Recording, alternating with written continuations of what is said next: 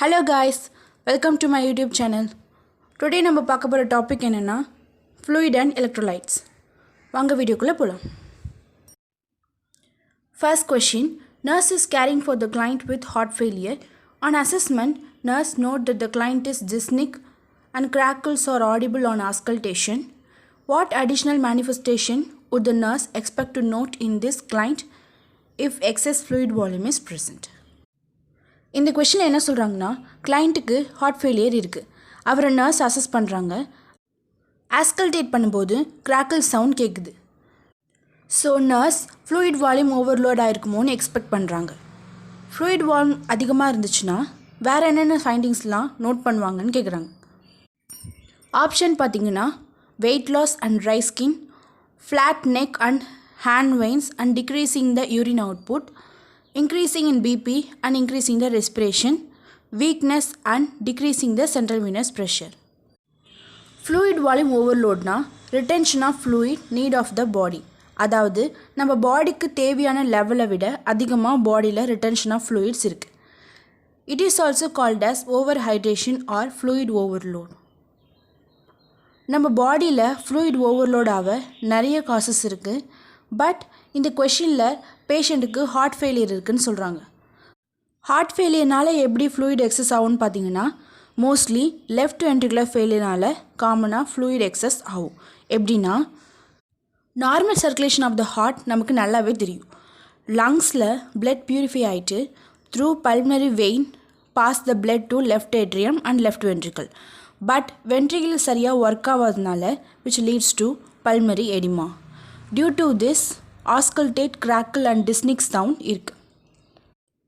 கொஷினில் வேறு என்ன சிம்டம்ஸ்லாம் ஃபைண்ட் அவுட் பண்ணுவாங்கன்னு கேட்குறாங்க. என்னென்னா weight gain, oedema, neck and hand vein distension, increased BP, increased CVP, altered level of consciousness. So correct answer is option 3, increased BP and increased respiration. Next question. Nurse is preparing to the care for the client with a potassium deficit. Nurse review the client record and determine that the client is risk for developing potassium deficit because of which situation.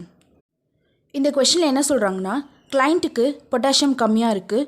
Nurse கிளைண்ட்டோட ரெக்கார்டை check பண்ணுறாங்க. எந்த value வச்சு பேஷண்ட்டுக்கு risk for potassium deficit ஆக போகிறாங்கன்னு சொல்கிறாங்கன்னு கேட்குறாங்க. Option பார்த்தீங்கன்னா sustain tissue damage, requires nasogastric suction, has a history of Addison disease, uric acid level of 9.4 mg/dl. Normal potassium level is 3.5 to 5.5 milliequivalent per liter. So, decreased potassium is also called as hypokalemia. Causes of hypokalemia is diuretic medication. இதில் urine output அதிகமாக இருக்கும். So potassium எக்ஸ்க்ரிஷனும் அதிகமாக இருக்கும். which leads to hypokalemia.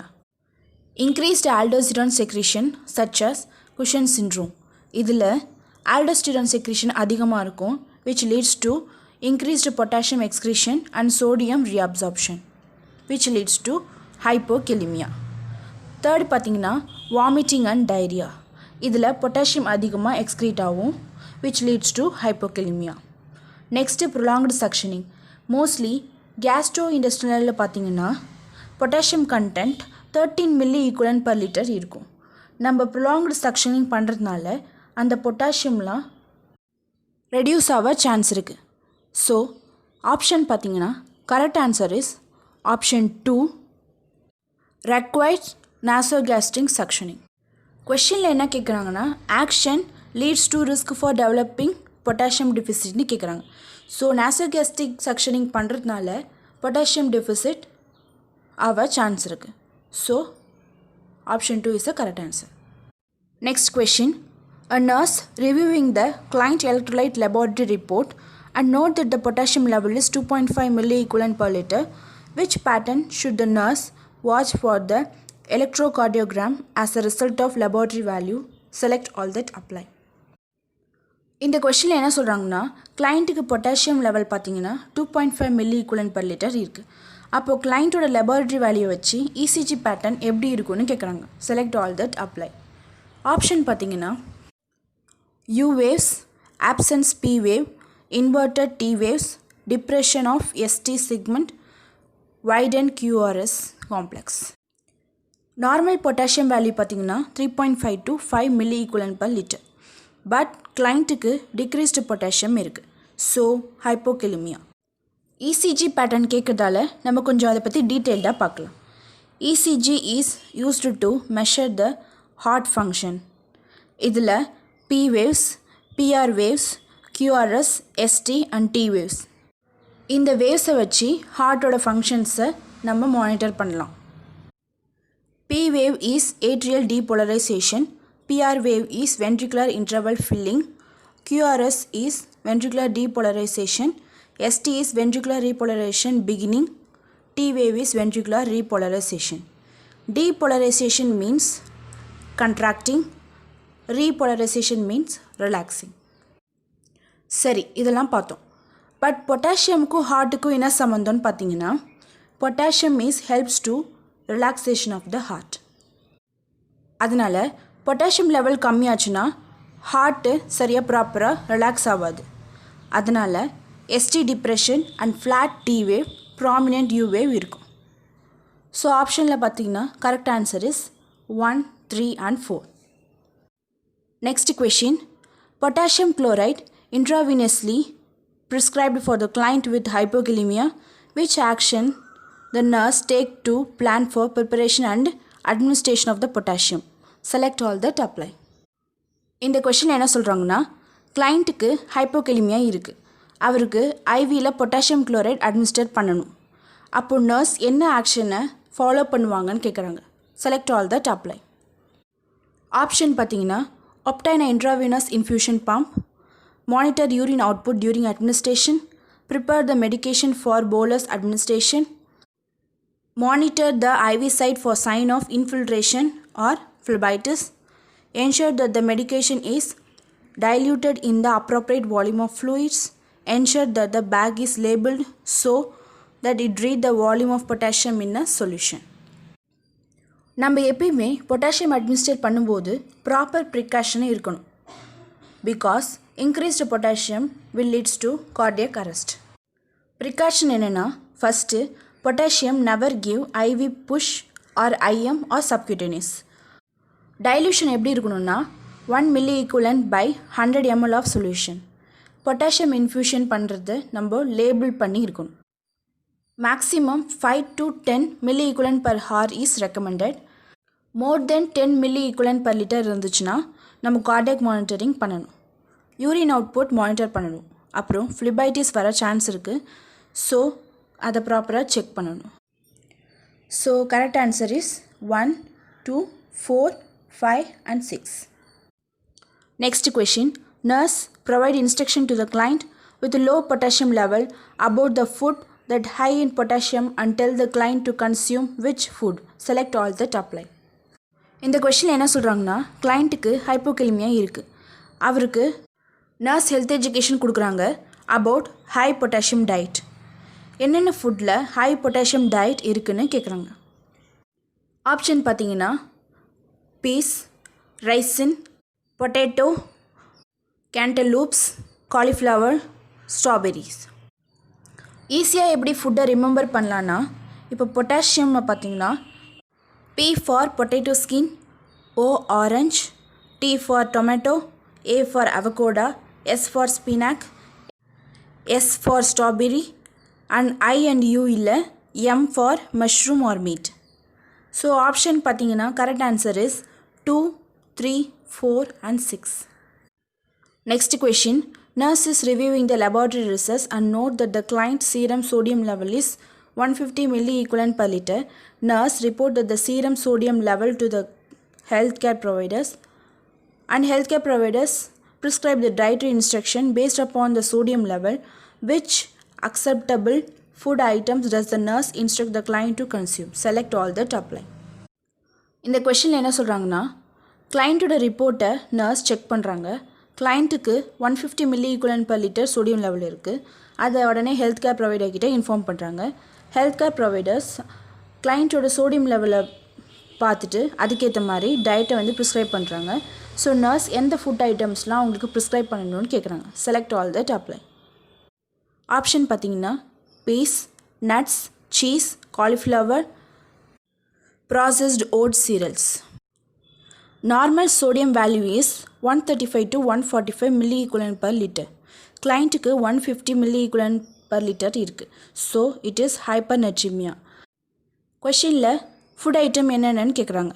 Mostly less sodium content இருக்க food தான் அவங்க எடுத்துக்கணும். அதெல்லாம் என்னென்னா peas, nuts, cauliflower etcetera. So ஆப்ஷனில் பார்த்தீங்கன்னா 1, 2, 4 is a correct answer. Next question, nurse is assessing the client with suspected diagnosis of hypokalemia. Which clinical manifestation would the nurse expect to note in the client?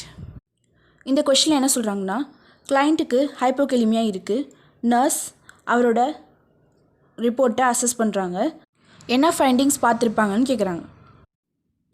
Option is twitching, hypoactive bowel sound, negative Trousseau's sound, hyperactive deep tendon reflex. Hypocalcemia na decreased calcium level. Calcium helps to form bone density and also cardiomuscular contraction ku use ஆகுது. Symptoms of hypocalcemia பார்த்தீங்கன்னா Trausic and Chadwick sign due to irregular muscle contraction, bradycardia because of relaxation of heart, long ST and QT interval because ST வேவ்னா ventricular repolarization. But calcium எதுக்கு use ஆகுதுன்னா heart contract ஆகிறதுக்கு use ஆகுது. Decreased calcium இருக்கிறதுனால long ST and QT interval இருக்குது.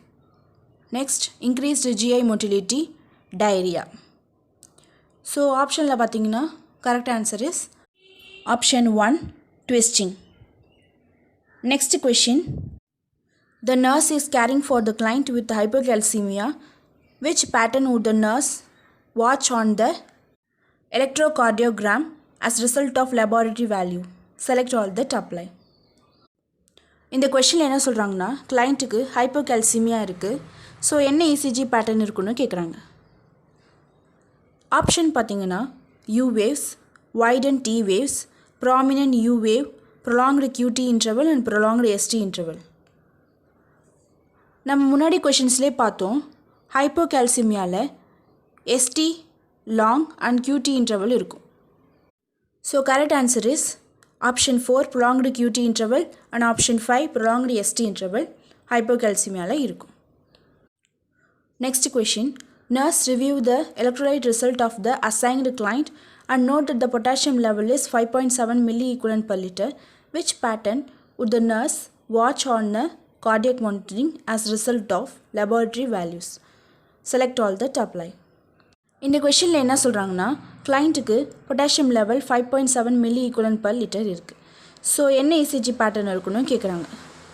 Option பார்த்தீங்கன்னா ST depression, prominent U wave, tall peaked T wave, prolonged ST segment and widened QRS complex. நம்ம முன்னாடியே potassium பற்றி பார்த்தோம். So potassium normal value is 3.5 to 5 milliequivalent per liter.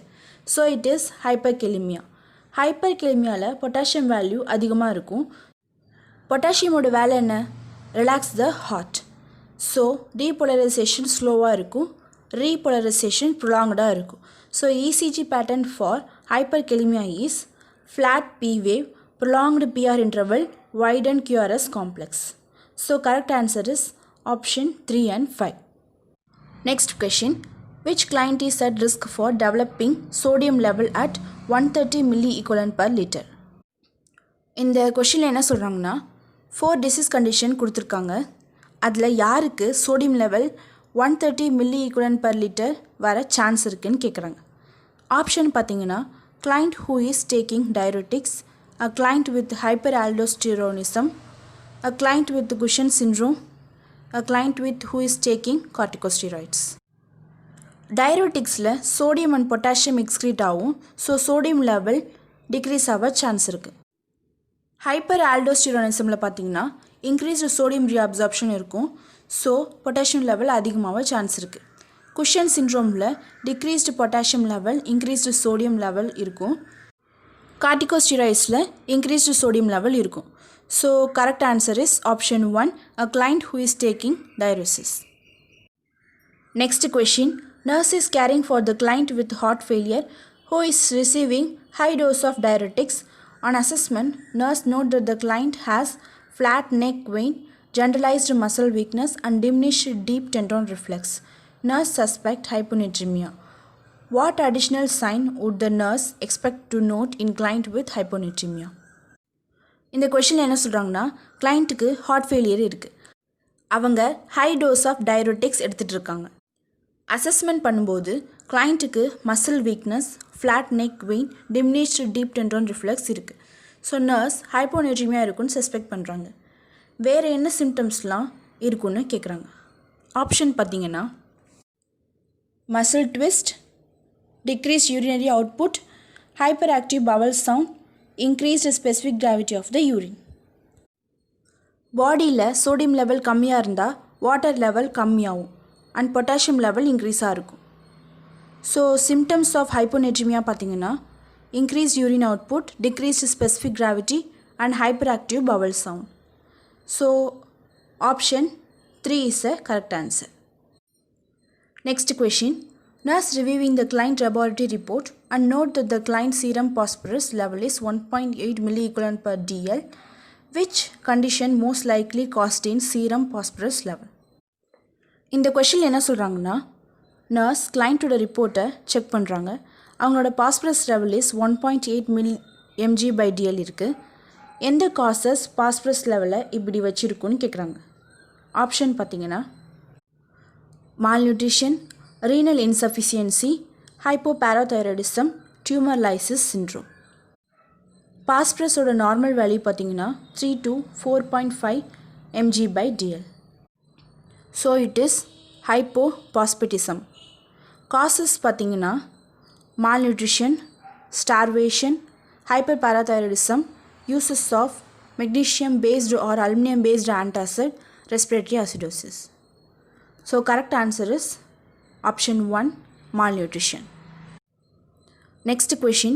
Nurse is reading the healthcare provider progress note in the client record and read that the healthcare provider has documented insensible fluid loss of approximately 800 ml daily. Nurse maker noted that the insensible fluid loss occurred through which type of excretion? இந்த கொஷினில் என்ன சொல்கிறாங்கன்னா, nurse கிளைண்ட்டோட ரெக்கார்டை பார்க்குறாங்க. அதில் insensible water loss approximately 800 ml டெய்லின்னு போட்டிருக்காங்க. அது எப்படி ஃப்ளூயிட் லாஸ் ஆகுதுன்னு கேட்குறாங்க.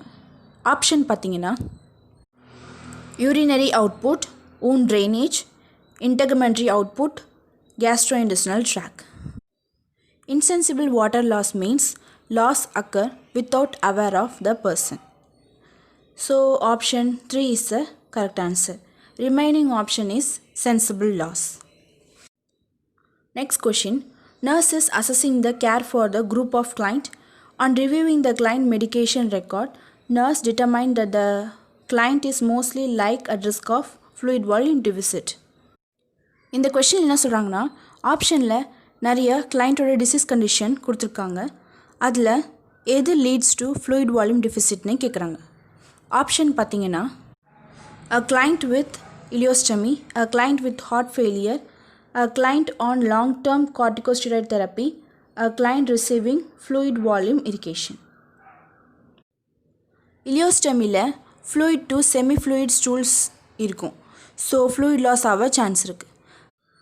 ரிமைனிங்கில் fluid increase ஆகும்னு நம்ம முன்னாடியே பார்த்தோம். So correct answer is a client with ileostomy. Next question. Nurse caring for the client who have been receiving IV diuretics suspect that the client is experiencing the fluid volume deficit. Which assessment finding would the nurse note in a client with this disease? இந்த கொஷினில் என்ன சொல்கிறாங்கன்னா, கிளைண்ட்டுக்கு IV diuretics போயிட்டுருக்கு. கிளைண்ட்டுக்கு fluid deficit இருக்குன்னு nurse suspect பண்ணுறாங்க. என்ன signs and symptoms இருக்குன்னு கேட்குறாங்க. ஆப்ஷன்ஸ் பார்த்தீங்கன்னா, weight loss and poor skin turgor, lung congestion and increased heart rate, decreased hemocrite and increased urine output, increased respiration and increased blood pressure. Weight loss and poor skin turgor is the correct answer. Remaining manifestation is fluid volume excess.